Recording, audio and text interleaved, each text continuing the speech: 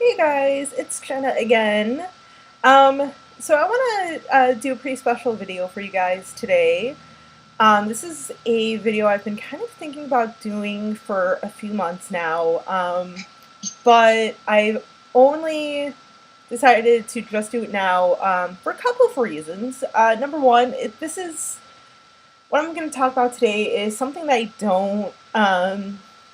don't talk about too often, especially not in great detail. And secondly, since it is November, I feel it was appropriate that I would save this video for November. Because for those of you who may or may not know, November is Alzheimer's Awareness Month. So, I know like last month, we just came off of October, which is very notorious for being Breast Cancer Awareness Month. I know there's a slew of other things that October is like the awareness month for. Same thing with like, November and every month. There's always so many different like awarenesses and everything. It's kind of overwhelming. And I just want to say that, I don't think that like Alzheimer's awareness is any more important than anything else. I think any sort of time that you can have an awareness for any month, or multiple awarenesses for each month, I think is awesome. But I just wanted to at least share my experience with Alzheimer's, just because I feel like you hear about it, but you don't always hear too many people kind of talking about it. I know it's getting more and more common to come across a few people who have gone through it, have had a loved one go through it, or maybe currently going through it right now. So, like I said, I just kind of want to share my experience with it and everything. But before I get into that, I wanted to share a couple of facts and statistics with you guys, which I actually came across on Alzheimer's Association webpage and the cdc.gov. So pretty, legit places. It's not just like someone's like Facebook page or anything. I mean, if you guys do want to find out more information and more like statistics and everything, like I said, I went to Alzheimer's Association and the CDC. So, like I said, feel free to, kind of check this out, or any, no matter what sort of disease it is, look it up, do some research, no harm in doing that, educating yourself with this stuff. So let's get on with some of the stats. So far, there have been over 93,000 deaths here in the US, I believe, alone, related to Alzheimer's, to the Alzheimer's disease. It is the sixth leading cause of death. Sixth. So that's pretty high up there. And there is currently over 5 million Americans alone living with Alzheimer's disease. And 1 in every 3 seniors will pass away from Alzheimer's or dementia, or like related to Alzheimer's and dementia. It's a lot of people. And currently, every 66 seconds, someone else develops Alzheimer's. So that's a lot. So every minute and 6 seconds, someone else has, has developed Alzheimer's. Like, just looking at the counter right now, I'm just over 4 minutes. We're roughly 3 to 4 people that have already developed this disease with just this intro to this video. So keep that in mind. And then it's also estimated that by mid-century, that could actually be raised to every 33 seconds someone develops Alzheimer's disease. So that's super freaking scary. And then one last little fact. In 2016, Alzheimer's and other dementia-related illnesses cost the nation $236 billion. Billion with a B. Not millions, but billions. $236 billion. So, like I said, just a couple of little facts for you, just to, get it started. Like I said, I wanted to kind of share my story, my personal experience with Alzheimer's, and I will say up front, if I get very emotional during this video, I apologize up front. Like I said, I don't talk into great detail about this, and for good reason. So, I feel like I kind of said at the beginning, I feel like more people, or at least with me, I feel like there's more, I'm hearing more people say like, oh, so and so has dementia or Alzheimer's. I mean, we just lost Gene Wilder a few months ago from complications of Alzheimer's disease, and he actually had the disease for about like 3 years. It's about how long his Alzheimer's course was, and this is a very devastating process to go through. Like when well, first off, let me backtrack a little. So, my experience with it is my mom's mom, my grandma, Mima, which is right here in the white shirt. I know you guys can't really see that picture all that well.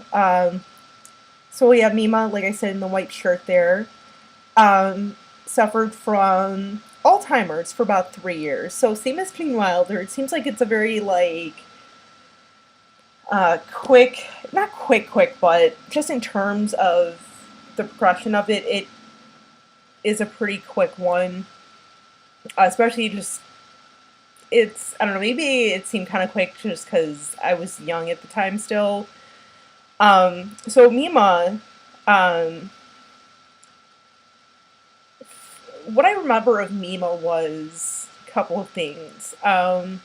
So she, she would tell it like it is, just very honest, spoke her mind. I always remember going to her little apartment, because when I was born, her husband, my grandfather people, had already passed away, or I think just passed away right before I was born. So I never got to meet my grandfather, really either of my grandfathers, which is unfortunate, but that's another video.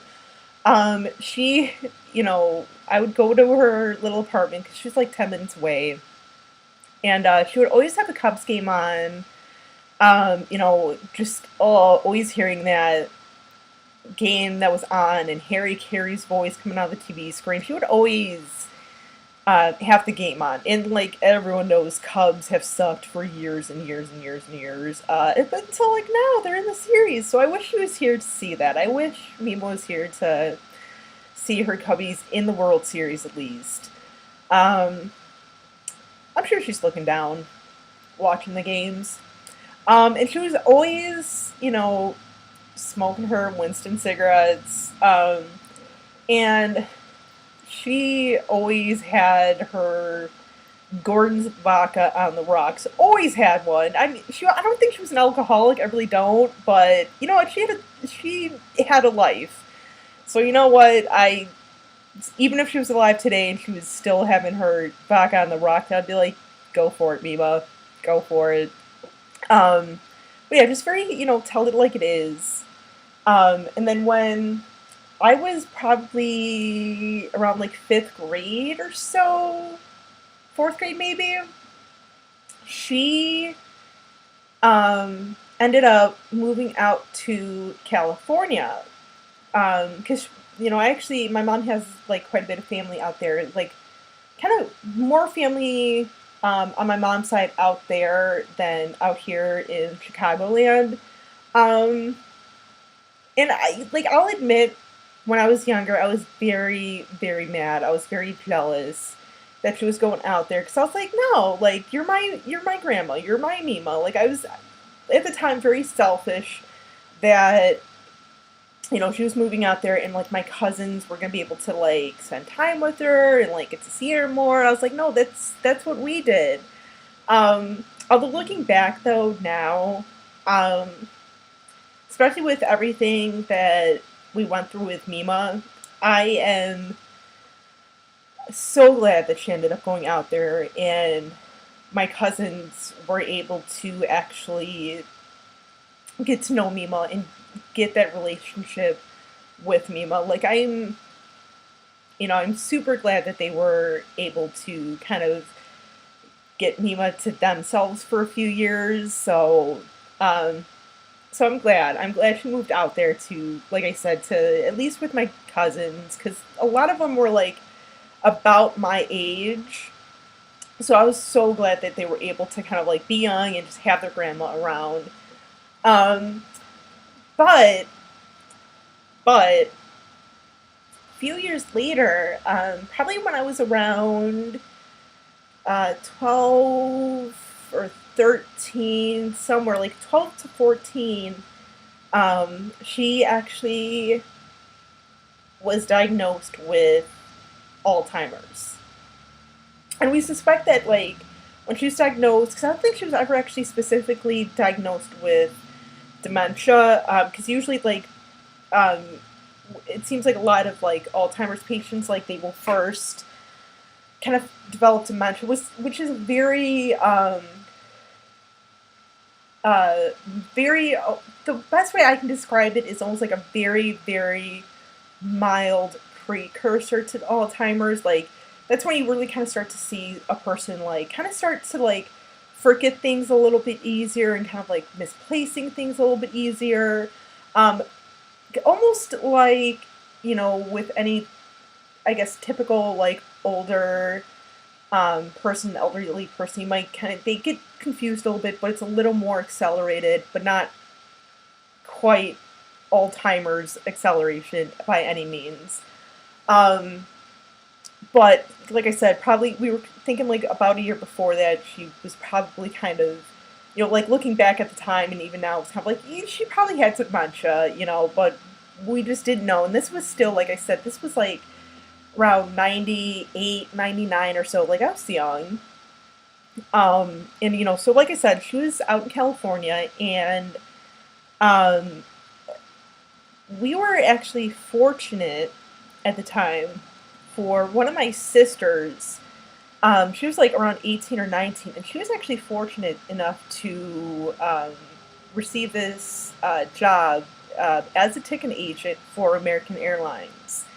And I know it's much different now, but back then, um, anyone who worked for an airline, or at least with like American Airlines, and I know this was kind of pretty standard for all the airlines at the time. Like I said, I know it's much, much different now. Like this, I don't even think that they do this anymore, but um, so basically, as an employee, you can pretty much fly wherever the hell you want. Like you don't have to pay for taxes or anything. You don't have to, pay for anything unless if you go to like overseas or something. Then I think you have to just pay like for fuel or something, or pay for like your portion of fuel or something. But you would be able to extend that with a buddy pass from to like anyone you wanted. So whether it was a really good friend, family member, they could have this pass, and for a year, you can use it as many times as you want. You could go use this pass, go like wherever you want, blah blah blah. So my sister would kind of rotate it among us when she worked there. So I think like first she started off with my mom because we just found out that Mima had this disease. So I think she was just trying to like go out and like try and like help my aunt and everything, my uncles, to like, help her out and stuff and like figure out what was going on with Mima. And then like her immediate family, so like, my dad, my siblings, and I would literally, if we wanted to go anywhere, just pay, I think, like, just taxes, at least for, like, within the country. So it was, like, literally, like, we could go fly out to California for, I think, like, maybe $20, if that. So it was, like, cheap. Um, so fortunately, like, she had gotten that, like, just, like I said, just as we were finding out that Mima had Alzheimer's. So, thank God, because I know my parents would not have been able to even afford to go out there all the time just for themselves. And I know I'm very fortunate that my sister had this job because, I mean, I was still in school. Like, this was, like I was not even old enough to like get a job and be able to like save money to go out and see her. So thank God, I'm so glad that my sister had this job. So, but with that being said, because I was still in school and I was still pretty young, I wasn't able to, go out and see Mima like as much as everyone else, because everyone else was already out of school and everything, and my parents and all that were able to go whenever. So like for me, the whole like Alzheimer's, like I didn't see it in like a gradual progression or anything. It was just like I would go out see her, and then if I was lucky, like maybe 6 to 8 months later, I'd be able to go out and see her again. So it's like it was much more of like, okay, well, Mima's kind of was kind of forgetting stuff, and then next thing was, okay, well, Mima can't remember any of our faces or even our names, and then so like so on. So it wasn't like as much of like a gradual progression for me, as it was for like everyone else. Like my mom got to like I think my mom at one point, it seemed like she was going out like every other weekend, and just like helping out my aunt April and everything. Cause my aunt April, like she did a lot, and I think my uncle Gordy too, when he was still alive, helped out so much, like going to see her and everything, and like my cousins and everything, my other aunts would go out and see her and everything. But I know my aunt April did so much to take care of Mima, and take care of like all of her medical stuff, and like finding her like a good nursing home and everything to stay at. So she just did so much. Like the amount of work my Aunt April did, like, oh, like you're in good hands. You're in good hands, Aunt April. So, but yeah, so like I would, and at the time, like because I was so young, like my mom kind of tried to explain to me. Like I said, I was like about like eighth grade when my mom was where when Mima was diagnosed with this. My mom was trying to explain it to me and everything, and I was kind of like, oh, okay, whatever. She's gonna forget things, whatever. Like I was way too young and naive to even like fully understand this disease, so I was very naive, and I was like, okay, whatever. Um, but I quickly realized how devastating this disease is. Sorry. Already starting to get a little emotional. Sorry. Like I said, I apologize if I do get very emotional during this. Like I said, I don't really talk about this in great detail, like ever, just for this reason. But anyway, so like yeah, like when I first went out to see Mima, like I think she had the disease or like was officially diagnosed with this disease for quite a number of months. Like maybe at least 6 months or so. So, I mean, I think she still was kind of recognized us a little bit. I think she was just getting like very confused with names and stuff. And would kind of forget sometimes. Like it was almost like she would kind of forget sometimes, like where she was at. So we kind of talking to her, and then she would go off into a totally different tangent about something else, and we're like, so we're trying to like figure out like a jigsaw puzzle. Like, what are you talking about? Like I remember once we were out there, and it was, I think it was one of the rare occasions where almost my entire family was out there. Like my parents, I think all my siblings, or almost all of us kids were out there. Maybe I don't think my brother was out there. Maybe it wasn't. Maybe it was just the girls. I don't know. But my parents were out there and everything. I was there. I'm pretty sure my sisters were at least there. And we're outside the nursing home. We're just kind of like sitting there at one of the tables, enjoying the weather, that nice California weather. And, she was saying something about, like, my dad. Like, she just kept saying, like, oh, Johnny's out there. Johnny's working right now. He's patrolling. I gotta get the radio and listen to, like, his beat and everything. And we're like, Mima, like, Dad's retired. He's right behind you. I think she was just kind of like, looked at him, and I was like, yeah, no, that's not Johnny. Johnny's out working. Like, we're just like, okay, Grandma, like, So she, little things like that. Um, and then I think, so each time I saw her, she would get like, it was pretty progressively worse than the last time I saw her. Like I said, it's, because I didn't, I was still in school, so I didn't have the luxury just to be like, oh, you know what, I'm gonna, or even if I was in college, like I'd be like, you know what, I'm gonna take the semester off and like just kind of go out and see Mima all the time. Like I said, I was just finishing junior high, just starting high school and everything. So, I couldn't just miss all the school or anything. Like, school wasn't gonna care if my grandma had Alzheimer's. They would care. Um, and I remember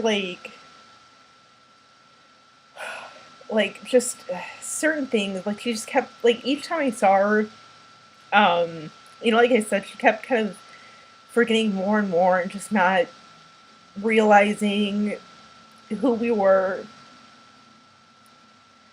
Um, which was hard. I mean, especially for a kid, it is very very difficult to see that, especially when you because they never go through this in like health class. Like I never once remember, even when I was in college. 'Cause I remember I had to take a health class in college. We never once were told about like Alzheimer's or anything. It wasn't even like you're taught about like cancer and stuff. You're taught about like AIDS and all this other stuff, but never Alzheimer's. It might be different now. I don't know. So just no like knowledge or anything about this except for like with what my mom would tell me, or just seeing it firsthand and everything. Um, Sorry, I'm also like super thirsty too right now. But anyway, so yeah, so like I said, I would kind of see the progression like just in gaps. Like it was like I would see her, and then next time I'd see her, it progressed even more. And the last time I'd seen her, or I should say, my last memory of her, because I know I'd seen her. I know for a fact that I had to have seen her at least a couple more times after this, but I think, especially for the time, because I think the last time I saw her, I was about 16. I think my brain just kind of shut down after this. So, see, I'm already getting like very emotional, and I have not even like got to the story of my last memory of her. So bear with me. I'm sorry if this is like if I get you know very very emotional about this.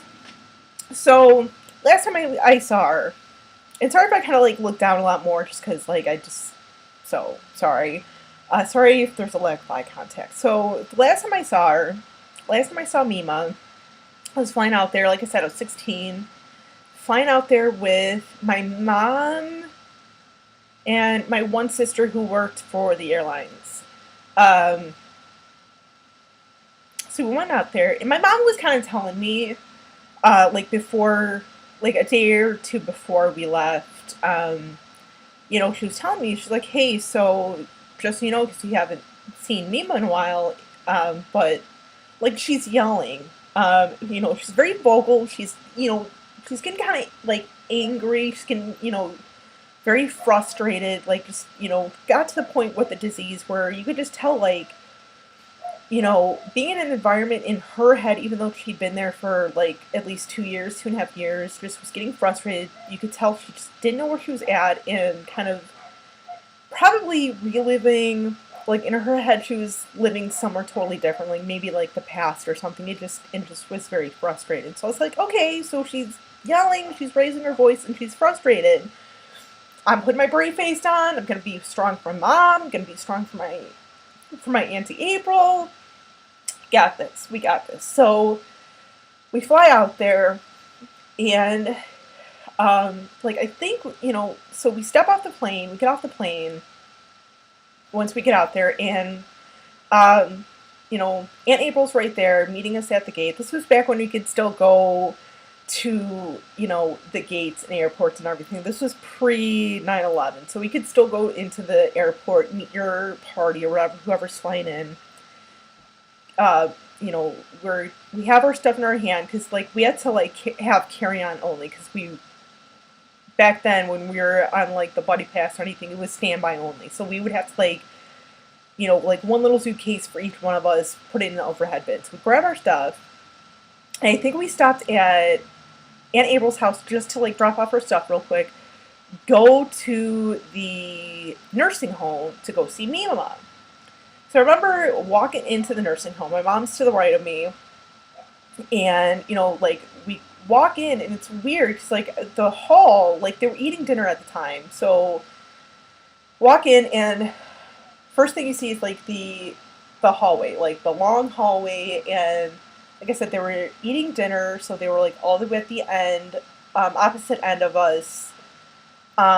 And my mom, I remember my mom, as soon as we got in there, she's first thing she said was, "Oh, I can hear her yelling." And I remember that because the entire time I'm thinking like, you hear someone yelling, and she kept saying, "I hear her yelling. I hear mom yelling." And I'm thinking, I don't hear anyone. I don't hear anyone. So we're getting a little closer, and I'm like, okay, I hear someone. I hear someone screaming. I keep thinking like I hear someone screaming but not yelling. Like that's not Mima. That's totally not Mima. And like when I say screaming, like I mean like she would put a couple of scream queens to shame with her screaming. So we literally turn the corner into the dining hall, and sure enough, there's Mima at the dinner table screaming. Like my voice hurt for her with how much she was screaming. And just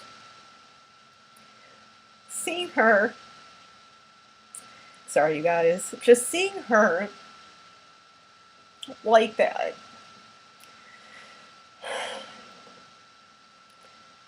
was very difficult. I'm not even gonna lie, it's obviously. Um, so we, looking at her plate and everything, like we're like, okay, she hasn't eaten anything. She needs to eat something. So we waited there for a couple minutes, and she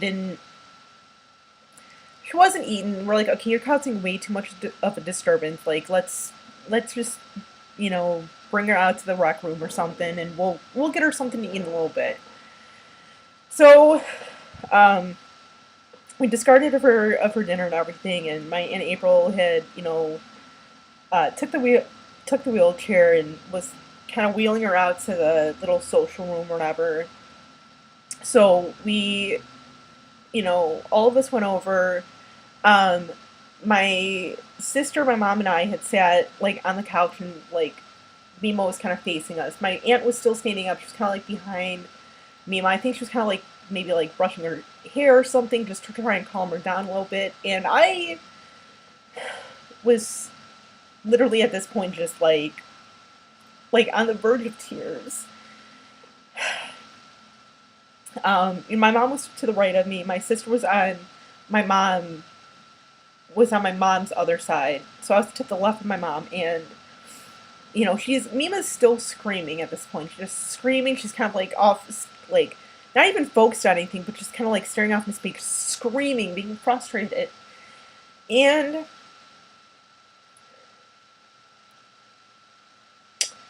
my mom, she's like, she had her arms around my sister and me, and she's like, Mom, look who's here, Megan's here again, and then she's like, hey, look, look who else is here, she's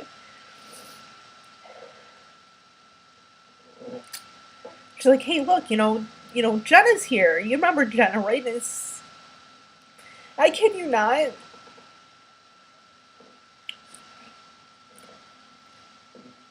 I kid you not. As soon as she said, look who's here, Jenna's here. You remember Jenna? She stopped and literally locked eyes with me. Like, I don't even know how long we were sitting there for. I think for a good few seconds. And it's, like I said, that is The absolute last memory I have of Mima was her just stopping, like, stop screaming, looked me dead in the eye, and um, it's sad to think because she, it seemed like for a moment, even when I was sitting there being 16, it seemed like for a second like she may have known me, but she was so far gone into the disease that I know that I know she didn't remember me. Sorry, you guys.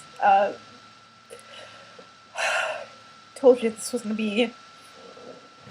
I'm sorry for the time on this. I'm sorry. I didn't mean to make this so long, but bear with me. But yeah, that's the last thing I remember of Mima. That's my last memory of her. Like I said, I know that I'd seen her at least a couple more times after that, but I don't remember at all. And that was the last time I had actually flown out to see her. And I think less than a year later, she actually ended up passing away due to complications of Alzheimer's. She basically, what happened was her complication was, and I think this is what happens with a lot of people with Alzheimer's, is she actually uh, lost her swallowing reflex, basically just because her brain doesn't know how to function anymore. So she basically, starved to death. We didn't want to, I know my aunt did not want to, stick a tube down her throat and, force feed her or anything. We just knew that was just not the way that Mima would have wanted to live. So sorry, you guys. I'm not sorry. You know what? I'm not sorry. I take all my sorries back. But that is my experience with Alzheimer's. Like I said, anyone who's going through this, just know there are other of us who have gone through this journey and understand how difficult it is to go through this. But just remember, you're not alone. There are others who are going through this or who have gone through this. So, and Mima, wherever you're at, I want you to know I think of you every single day. And I have to say thank you for your smart ass mouth, Mima. Definitely inherited that from you and my mom. But like I said, wherever you're at, I think of you every single day, and I still love you with all my heart. So thank you guys for letting me share this story, and sorry that this is over half an hour long. I am so sorry, you guys. But thanks for letting me share this with you. So till next time, you guys, enjoy and appreciate every moment.